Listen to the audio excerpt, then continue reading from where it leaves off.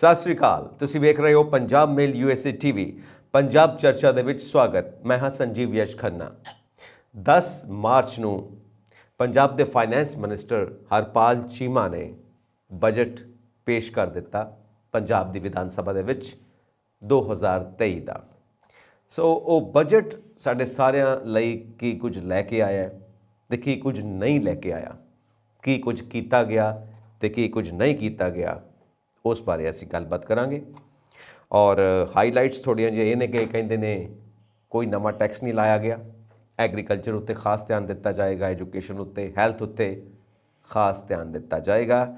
ਸੋ subsidy ਵੀ ਦਿੱਤੀ ਗਈ ਹੈ ਪਾਵਰ ਸੈਕਟਰ ਨੂੰ, ਜੋ ਡੋਮੈਸਟਿਕ ਕੰਜ਼ਿਊਮਰ ਨੇ ਉਹਨਾਂ ਨੂੰ। ਉਸ ਤੋਂ ਇਲਾਵਾ ਹਜੇ ਵੀ ਕਰਜ਼ਾ ਕਾਫੀ ਹੈ ਔਰ ਕਿੰਨਾ ਕਰਜ਼ਾ ਹੋਰ ਲਿਆ ਜਾ ਰਿਹਾ ਹੈ ਇਸ ਬਜਟ ਨੂੰ, ਇਸ ਸੈਸ਼ਨ ਨੂੰ ਰਨ ਕਰਨ ਵਾਸਤੇ, ਚਲਾਉਣ ਵਾਸਤੇ, ਇਸ ਬਾਰੇ ਵੀ ਗੱਲਬਾਤ ਕਰਾਂਗੇ।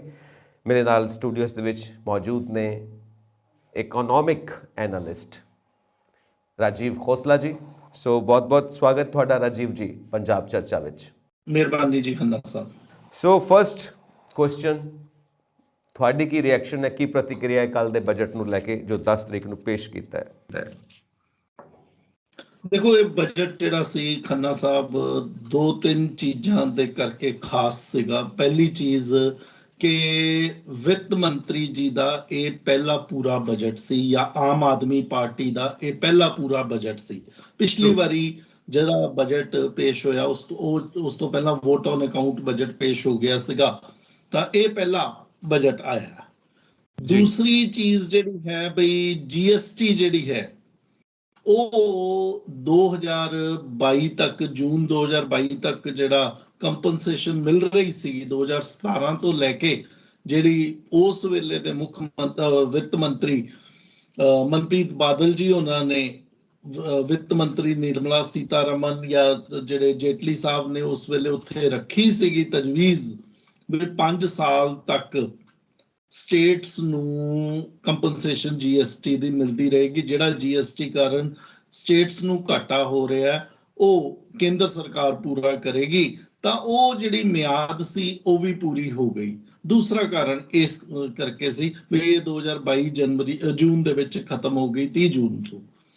ਤੀਸਰੀ ਜਿਹੜੀ ਚੀਜ਼ ਹੈ ਵੀ ਇਸ ਵੇਲੇ ਵਿਆਜ ਜਿਹੜਾ ਹੈ ਮਾਰਕੀਟ ਦੇ ਵਿੱਚ ਬਹੁਤ ਜ਼ਿਆਦਾ ਹੈ। ਜੇ ਕੋਈ ਕਰਜ਼ਾ ਲੈਣ ਜਾਂਦਾ ਵੀ ਹੈ ਤਾਂ ਉਹਨੂੰ ਕਿਤੇ ਸਸਤਾ ਕਰਜ਼ਾ ਨਹੀਂ ਮਿਲੇਗਾ। ਵਿੱਤ ਮੰਤਰੀ ਜੀ ਨੇ ਆਪਣੇ ਭਾਸ਼ਣ ਦੇ ਵਿੱਚ ਕੱਲ ਚੀਮਾ ਸਾਹਿਬ ਨੇ ਗੱਲ ਕੀਤੀ ਸੀ ਵੀ ਅਸੀਂ ਸਵੈਪ ਕਰਨ ਦੀ ਗੱਲ ਕਰ ਰਹੇ ਹਾਂ, ਜਿਹੜਾ ਪੁਰਾਣੇ ਕਰਜ਼ੇ ਜਿਹੜੇ ਮਹਿੰਗੇ ਲਿੱਤੇ ਹੋਏ ਕਿਸੇ ਤਰੀਕੇ ਨਾਲ ਸਸਤੇ ਮਿਲ ਜਾਣ, ਅਸੀਂ ਉਸ ਚੀਜ਼ ਦੇ ਬਾਰੇ ਹੁਣ ਗੱਲ ਕਰ ਰਹੇ ਹਾਂ। ਸੋ ਇਹ 2-3 ਪੱਖ ਸੀਗੇ ਜਿਹਦੇ ਕਰਕੇ ਬਜਟ ਖਾਸ ਸੀ।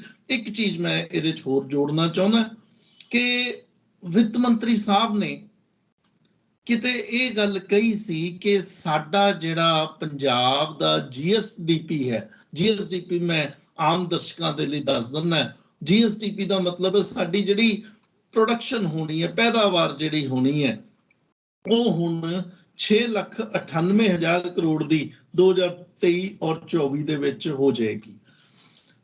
ਇਹ ਕੋਈ ਖਾਸ ਐਡੀ ਗੱਲ ਨਹੀਂ ਹੈਗੀ। ਜਿਹੜੀ ਇਹਦੇ ਪਿੱਛੇ ਗੱਲ ਹੈ ਉਹ ਖਾਸ ਹੈ। ਉਹ ਇਹ ਹੈ ਕਿ ਉਹਨਾਂ ਨੇ ਕਿਹਾ ਵੀ 2022-23 ਤੱਕ, ਮਤਲਬ ਜਿਹੜਾ 31 ਮਾਰਚ 2023 ਤੱਕ ਸਾਡੀ ਜਿਹੜੀ ਪੈਦਾਵਾਰ ਹੈ ਜਾਂ GSDP ਹੈ ਉਹ 6,38,000 ਕਰੋੜ ਹੋ ਜਾਏਗੀ।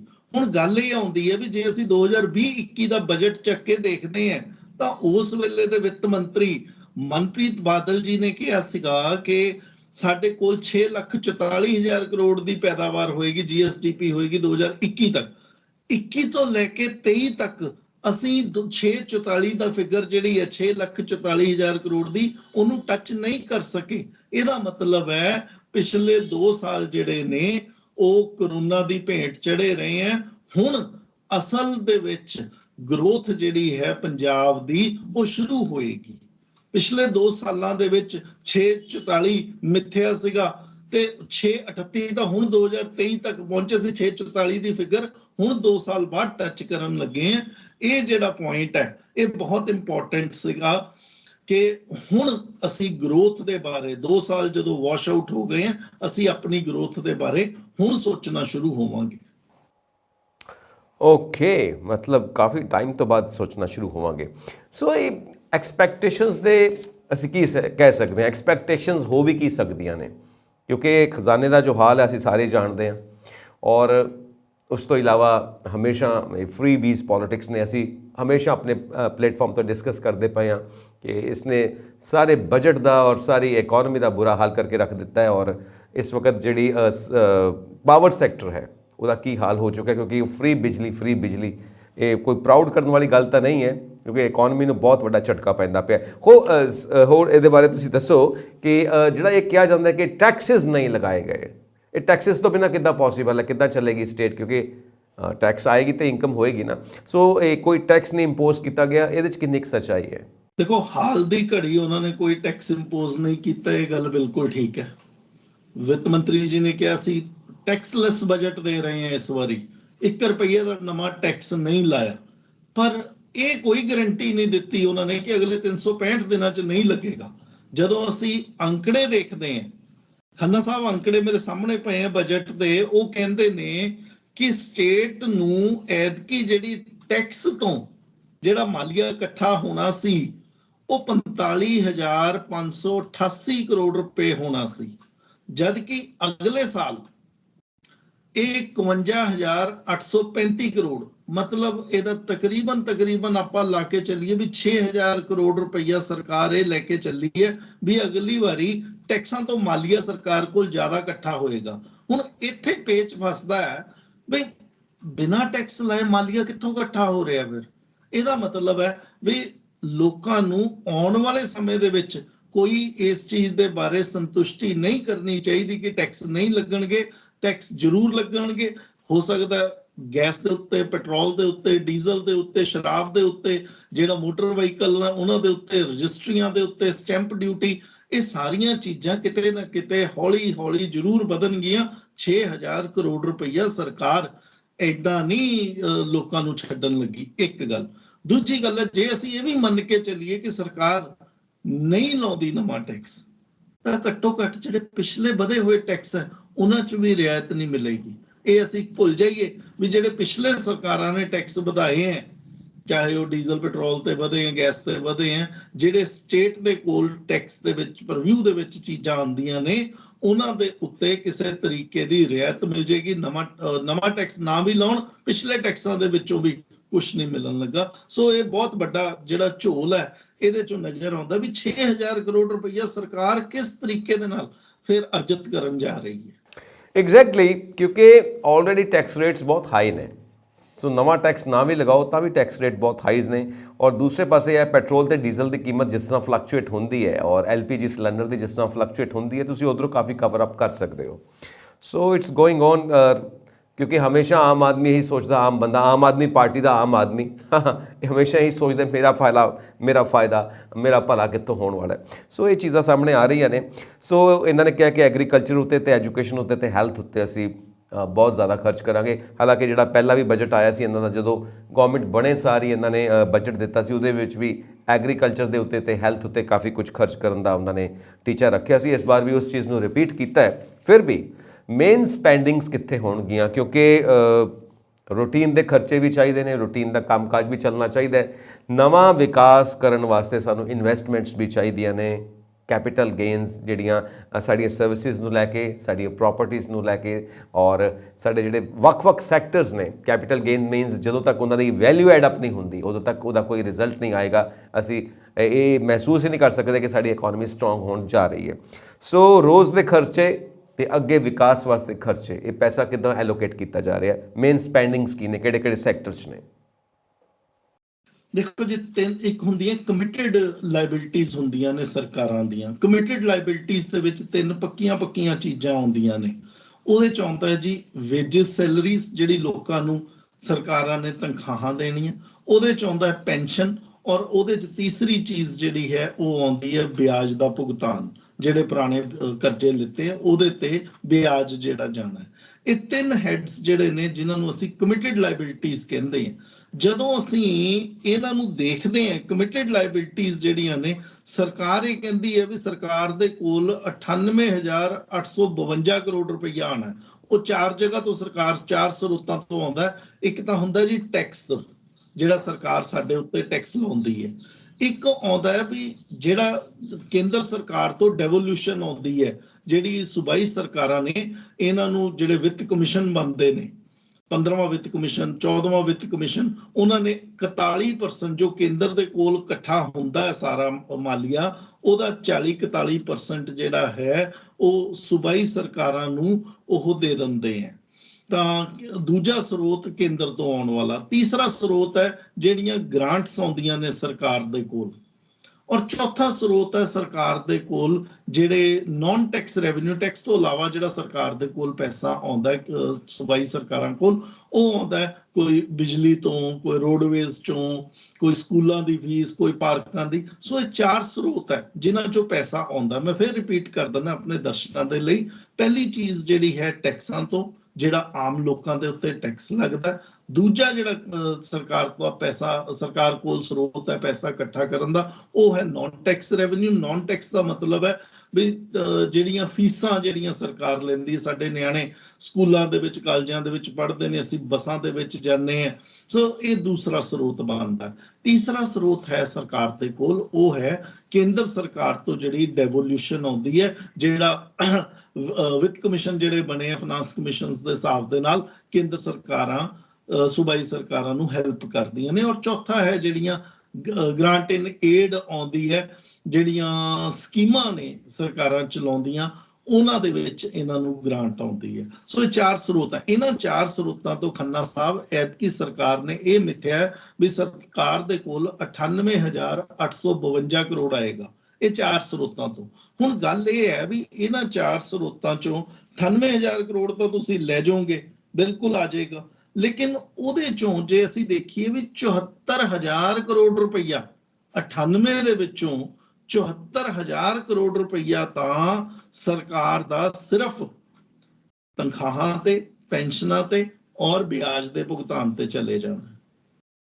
98,000 ਕਰੋੜ ਚੋਂ 74,000 ਕਰੋੜ ਰੁਪਈਆ ਸਰਕਾਰ ਦਾ ਕਮਿਟਡ ਲਾਇਬਿਲਿਟੀਜ਼ ਤੇ ਚਲਾ ਜਾਣਾ। ਜਿਹੜਾ ਬਾਕੀ ਬਚਿਆ 24,000 ਕਰੋੜ, ਇਹ ਦਰਅਸਲ ਸਰਕਾਰਾਂ ਜਿਹੜੀਆਂ ਨੇ ਇਹਦੇ ਵਾਸਤੇ ਸੋਚਣਗੇ ਵੀ ਅਸੀਂ ਪੇਂਡੂ ਖੇਤਰ ਦੇ ਲਈ, ਐਜੂਕੇਸ਼ਨ ਦੇ ਲਈ, ਹੈਲਥ ਦੇ ਲਈ, ਅਸੀਂ ਸਪੋਰਟਸ ਦੇ ਲਈ, ਇਨਫਰਾਸਟ੍ਰਕਚਰ ਦੇ ਲਈ ਇਹ ਅਸੀਂ ਪੈਸਾ ਲਾਵਾਂਗੇ। ਇਸ ਤੋਂ ਇਲਾਵਾ ਤੀਸਰਾ ਇੱਕ ਜਿਹੜਾ ਖਰਚਾ ਹੁੰਦਾ ਉਹਨੂੰ ਕਹਿੰਦੇ ਕੈਪੀਟਲ ਐਕਸਪੈਂਡੀਚਰ, ਉਹ ਬੁਨਿਆਦੀ ਉਸਾਰੀ ਦੇ ਲਈ ਹੁੰਦਾ। ਉਹ ਬੜੀ ਹੈਰਾਨੀ ਦੀ ਗੱਲ ਹੈ ਖੰਨਾ ਸਾਹਿਬ, ਐਤਕੀ ਦਾ ਸਰਕਾਰ ਦਾ ਕੈਪੀਟਲ ਐਕਸਪੈਂਡੀਚਰ ਜਿਹੜਾ ਹੈ ਉਹ ਗਿਰ ਰਿਹਾ। ਸਰਕਾਰ ਨੇ ਪਿਛਲੀ ਵਾਰੀ ਮਿਥਿਆ ਸੀ 10,981 ਕਰੋੜ ਰੁਪਏ, ਆਲਮੋਸਟ 11,000 ਕਰੋੜ ਰੁਪਈਆ ਸਰਕਾਰ ਨੇ ਮਿਥਿਆ ਸੀ ਪਿਛਲੇ ਸਾਲ ਕਿ 2022-23 ਚ ਸਰਕਾਰ ਬੁਨਿਆਦੀ ਉਸਾਰੀ ਦੇ ਲਈ ਲਾਏਗੀ, ਜਿਹਦੇ ਚ ਪਿੰਡਾਂ ਦੀਆਂ ਸੜਕਾਂ, ਸ਼ਹਿਰਾਂ ਦੀਆਂ ਸੜਕਾਂ, ਡੈਮ, ਬਿਜਲੀ ਘਰ, ਇਹ ਚੀਜ਼ਾਂ ਬਣਨਗੀਆਂ। ਲੇਕਿਨ ਉਹਦੇ ਚੋਂ ਸਿਰਫ ਹਜੇ ਤੱਕ ਜੋ ਮੈਨੂੰ ਪਤਾ ਵੀ 3500 ਕਰੋੜ ਰੁਪਈਆ ਖਰਚ ਹੋਇਆ 11,000 ਕਰੋੜ ਚੋਂ। ਔਰ ਐਤਕੀ ਤਾਂ ਸਰਕਾਰ ਨੇ ਉਸ 11,000 ਕਰੋੜ ਨੂੰ ਵੀ ਘਟਾ ਕੇ 10,300 ਕਰੋੜ ਕਰਤਾ। ਇਹਦਾ ਮਤਲਬ ਹੈ ਸਰਕਾਰ ਆਪ ਉਸਾਰੀ ਨਹੀਂ ਕਰੇਗੀ। ਜਦੋਂ ਤੱਕ ਤੁਹਾਡੇ ਕੋਲ ਆਪ ਉਸਾਰੀ ਨਹੀਂ ਕਰੋਗੇ, ਤੁਸੀਂ ਨਵੀਆਂ ਬੱਸਾਂ, ਨਵੀਆਂ ਗੱਡੀਆਂ, ਨਵੇਂ ਪੁਲ, ਨਵੀਆਂ ਜਿਹੜੇ ਡੈਮ ਨਹੀਂ ਬਣਾਓਗੇ, ਤੁਸੀਂ ਪ੍ਰਾਈਵੇਟ ਦੀ ਇਨਵੈਸਟਮੈਂਟ ਦੇ ਬਾਰੇ ਸੋਚਦੇ ਹੋ ਵੀ ਮੇਕ ਇਨ ਪੰਜਾਬ ਹੋ ਜਾਏਗਾ ਜਾਂ ਪ੍ਰਾਈਵੇਟ ਵਾਲਾ ਇਨਵੈਸਟਮੈਂਟ ਸਬਮਿਟ ਕਰਕੇ ਆ ਜਾਏਗਾ, you are not giving them the ecosystem। ਤੁਸੀਂ ਉਹ ਇਕੋਸਿਸਟਮ ਉਹਨਾਂ ਨੂੰ ਨਹੀਂ ਦੇ ਰਹੇ ਹੋ ਕਿ ਪੰਜਾਬ ਦੇ ਵਿੱਚ ਪ੍ਰਾਈਵੇਟ ਵਾਲੇ ਆ ਕੇ ਇਹ ਕੰਮ ਕਰਨ, ਜਦ ਤੱਕ ਤੁਸੀਂ ਆਪ ਹੀ ਨਹੀਂ ਕਰ ਰਹੇ ਹੋ। ਸੋ ਸਰਕਾਰ ਦੇ ਕੋਲ ਬੇਸਿਕਲੀ ਜੋ ਮੈਨੂੰ ਨਜ਼ਰ ਆਇਆ, ਇੱਕ ਤਾਂ ਸਰਕਾਰ ਨੇ ਬੁਨਿਆਦੀ ਖੇਤਰ ਦੇ ਉੱਤੇ ਖਰਚਾ ਘਟਾਇਆ, ਨੰਬਰ 1। ਨੰਬਰ 2, ਕਮਿਟਡ ਲਾਇਬਿਲਿਟੀਜ਼ ਦੇ ਉੱਤੇ ਸਰਕਾਰ ਦਾ ਖਰਚਾ ਜ਼ਿਆਦਾ ਹੋ ਰਿਹਾ। ਨੰਬਰ 3 ਜਿਹੜੀ ਇਹਦੇ ਚ ਚੀਜ਼ ਹੈ ਵੀ ਬਾਕੀ ਚੀਜ਼ਾਂ ਜਿਹੜੀਆਂ ਨੇ ਉਹ ਛੋਟਾ ਮੋਟਾ 200 ਕਰੋੜ ਇਧਰੋਂ ਕੱਢ ਕੇ ਇਧਰ ਪਾਤਾ। ਪਿਛਲੀ ਵਾਰੀ ਉਹ ਮੈਡੀਕਲ ਕਾਲਜ ਰੱਖੇ ਸੀ, ਐਤਕੀ ਮੈਡੀਕਲ ਕਾਲਜਾਂ ਦਾ ਪਤਾ ਹੀ ਨਹੀਂ ਹੈਗਾ। School of eminence ਬਣਾਤੇ, Mohalla clinic ਨਹੀਂ ਬਣਾਏ। So that is only the jugglery of the numbers. ਉਹ ਤਾਂ ਸਿਰਫ ਅੰਕੜਿਆਂ ਦੀ ਜਾਦੂਗਰੀ ਹੈ। 500 ਕਰੋੜ ਉੱਥੋਂ ਕੱਢ ਕੇ 100 ਕਰੋੜ ਦੇ 5 ਪ੍ਰੋਜੈਕਟ ਲਾਤੇ। ਇਹ ਛੋਟੀਆਂ ਮੋਟੀਆਂ ਚੀਜ਼ਾਂ ਜਿਹੜੀਆਂ ਉਹਨਾਂ 'ਚ ਪੈਸਾ ਗਿਆ, ਬੁਨਿਆਦੀ ਤੌਰ ਤੇ ਜਿੱਥੇ ਜਾਣਾ ਚਾਹੀਦਾ ਸੀ ਉਹ ਨਹੀਂ ਗਿਆ। ਕਰਜ਼ਿਆਂ ਦੀ ਪੰਡ ਜਿਹੜੀ ਹੈ ਖੜੀ ਹੋ ਰਹੀ।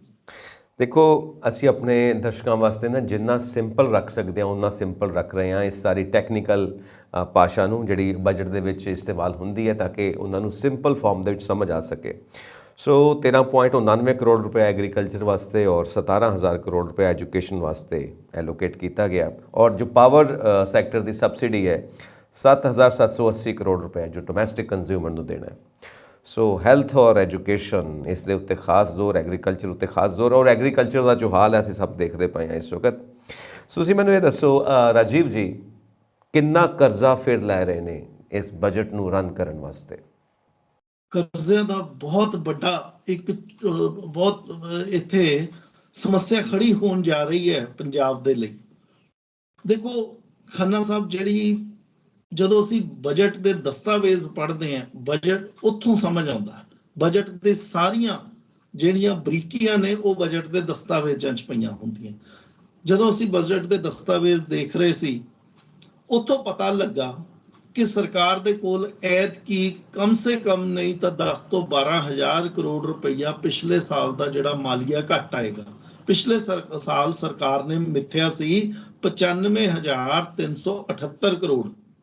ਐਤਕੀ ਜੋ ਸਾਨੂੰ ਨਜ਼ਰ ਆ ਰਿਹਾ ਵੀ ਸਰਕਾਰ ਨੂੰ 10,000 ਕਰੋੜ ਰੁਪਈਆ ਘੱਟ ਮਿਲ ਰਿਹਾ ਉਹਦੇ ਚੋਂ।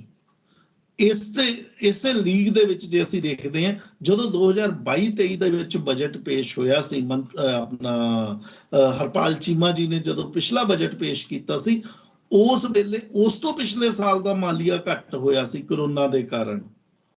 ਉਹ ਜਿਹੜਾ ਹੁਣ ਇਹ ਮਾਲੀਆ ਘਟਾ ਜਿਹੜਾ ਟ੍ਰੈਂਡ ਹੈ ਇਹ ਕਿੱਥੋਂ ਪੂਰਾ ਹੁੰਦਾ? ਹੁਣ ਮੈਂ ਤੁਹਾਨੂੰ ਦੱਸ ਰਿਹਾ ਵੀ 10,000 ਕਰੋੜ ਰੁਪਈਆ ਸਰਕਾਰ ਦੇ ਕੋਲ ਘੱਟ ਜਮਾ ਹੋ ਰਿਹਾ।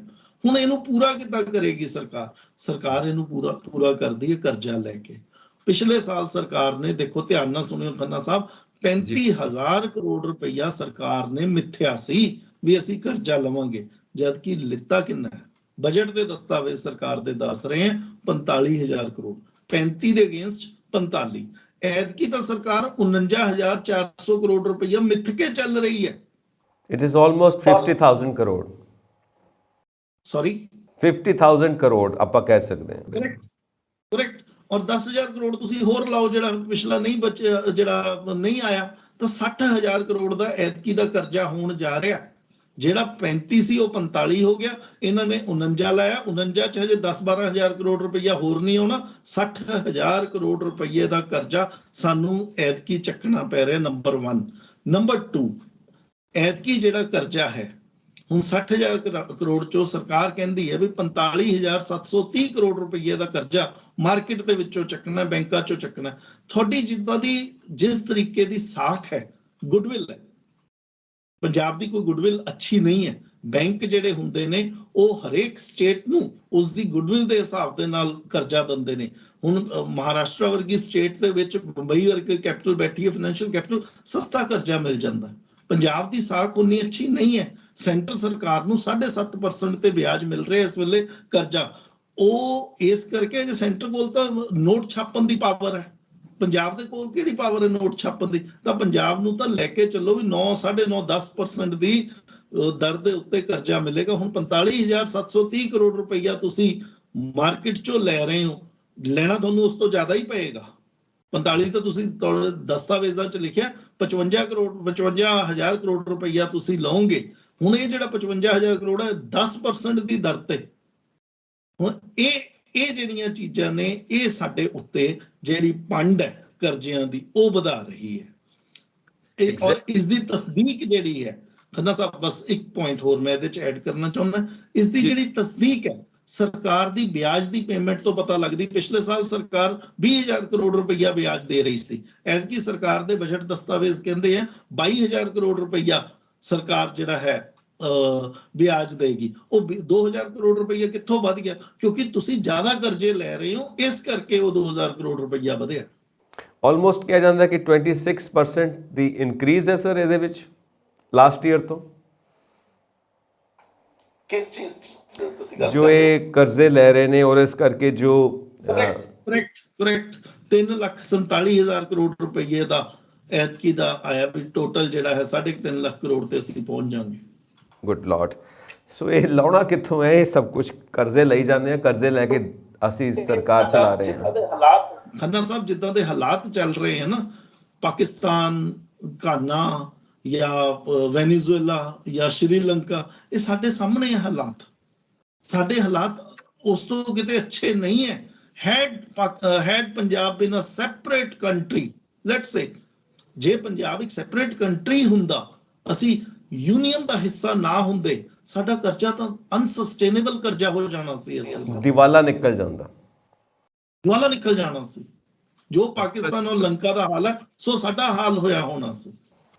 ਸੋ ਇਸ ਬਜਟ ਨੂੰ ਕਿਸੇ ਵੀ ਹਿਸਾਬ ਨਾਲ ਕੋਈ ਸਮਾਰਟ ਬਜਟ ਤੇ ਅਸੀਂ ਨਹੀਂ ਕਹਿ ਸਕਦੇ, ਕਿਉਂਕਿ ਮੈਂ ਤੁਹਾਡੇ ਨਾਲ ਗੱਲਬਾਤ ਕਰ ਰਿਹਾ, ਮੈਨੂੰ ਇਹ ਨਹੀਂ ਸਮਝ ਆ ਰਿਹਾ ਕੀ ਪੁੱਛਾਂ ਤੇ ਕੀ ਰਹਿਣ ਦੇਵਾਂ, ਕਿਉਂਕਿ ਪੁੱਛਣ ਵਾਲੀ ਕੋਈ ਗੱਲ ਹੈ ਹੀ ਨਹੀਂ।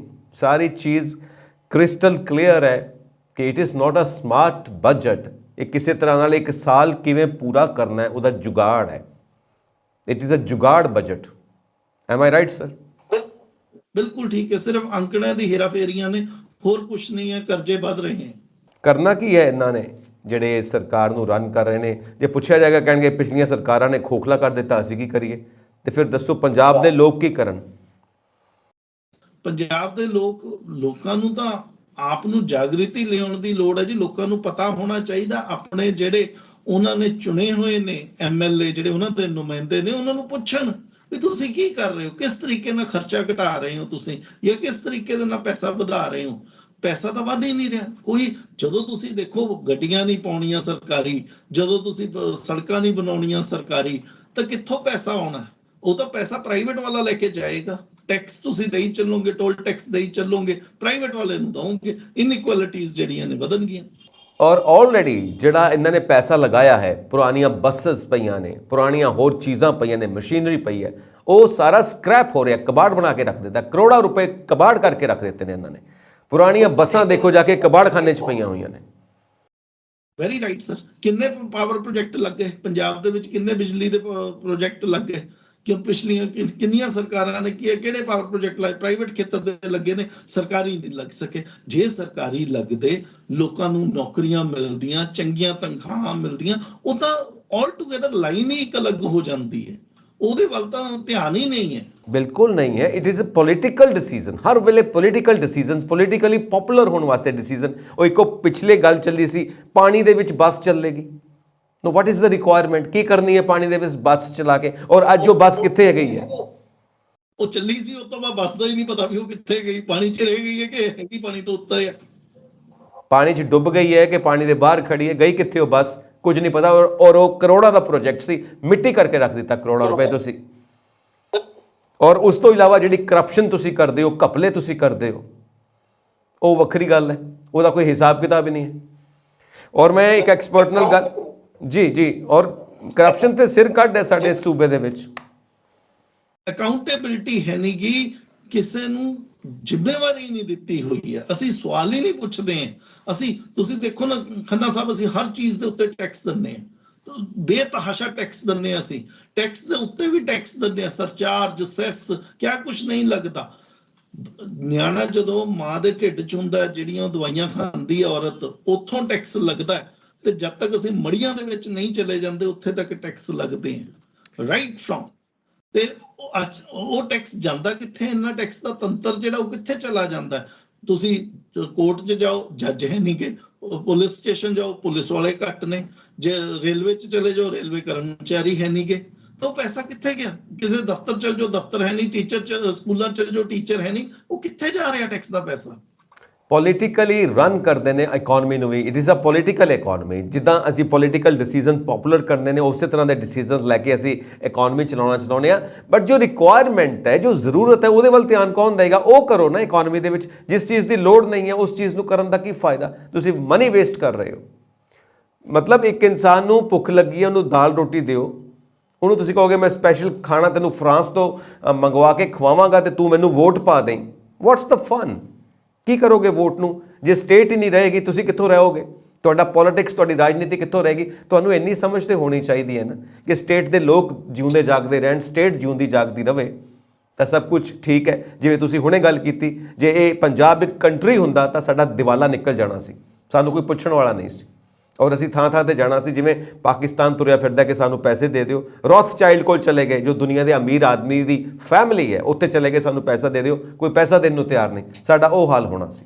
ਔਰ ਇਹਦੇ ਅਸੀਂ ਸਟੇਟ ਯੂਨੀਅਨ ਦਾ ਹਿੱਸਾ ਹਾਂ, ਭਾਰਤ ਦਾ ਹਿੱਸਾ ਹਾਂ, ਇਸ ਕਰਕੇ ਅਸੀਂ ਬਚੇ ਹੋਏ ਹਾਂ। ਪਰ ਜੋ ਸਾਡੇ ਲੱਛਣ ਨੇ, ਜੋ ਸਾਡੀਆਂ ਕਰਤੂਤਾਂ ਨੇ ਨਾ ਇਕੋਨਮੀ ਨੂੰ ਲੈ ਕੇ, ਆਈ ਡੋਂਟ ਥਿੰਕ ਕਿ ਕੋਈ ਸਮਾਰਟ ਬਜਟ ਪੇਸ਼ ਕੀਤਾ ਗਿਆ। ਪਰ ਕਰੋ ਵੀ ਕੀ, ਕਿਉਂਕਿ ਸਭ ਕੁਝ ਖਾਲੀ ਹੱਥ ਖੜੇ ਨੇ ਸਾਰਿਆਂ ਦੇ। ਸੋ ਇਸ ਵਕਤ ਤੁਸੀਂ ਇਹ ਦੱਸੋ ਕਿ ਜੋ ਇੱਕ ਸਾਰੇ ਇਕੋਨਮੀ ਨੂੰ ਰਨ ਕਰਨ ਵਾਲੇ ਲੋਕ ਨੇ, ਗਵਰਨਮੈਂਟ ਨੂੰ ਰਨ ਕਰਨ ਵਾਲੇ ਲੋਕ ਨੇ, ਮਤਲਬ ਇੱਕ ਕੁਐਸਚਨ ਥੋੜਾ ਕੜਵਾ ਹੈ, ਮਤਲਬ ਡੂ ਯੂ ਥਿੰਕ ਕਿ ਇਹ ਕੈਪੇਬਲ ਹੈਗੇ ਨੇ ਸਟੇਟ ਨੂੰ ਰਨ ਕਰਨ ਵਾਸਤੇ, ਜਾਂ ਪਹਿਲਾਂ ਵੀ ਲੋਕ ਸਟੇਟ ਨੂੰ ਰਨ ਕਰਨ ਦੇ ਕਾਬਿਲ ਰਹੇ ਨੇ? ਜੇ ਆਪ ਕਾਬਿਲ ਨਹੀਂ ਹੈਗੇ ਹੋ ਤੇ ਕਮ ਸੇ ਕਮ ਜਿਹੜੇ ਤੁਹਾਡੇ ਕੋਲ ਸੈਕਟਰੀਜ਼ ਬੈਠੇ ਨੇ, IAS ਆਫੀਸਰਸ ਬੈਠੇ ਨੇ, ਵੱਖ-ਵੱਖ ਇੰਟੈਲੀਜੈਂਟ ਇਕੋਨੋਮਿਸਟ ਬੈਠੇ ਨੇ, ਉਹਨਾਂ ਨੂੰ ਕਿਉਂ ਨਹੀਂ ਪੁੱਛਿਆ ਜਾਂਦਾ?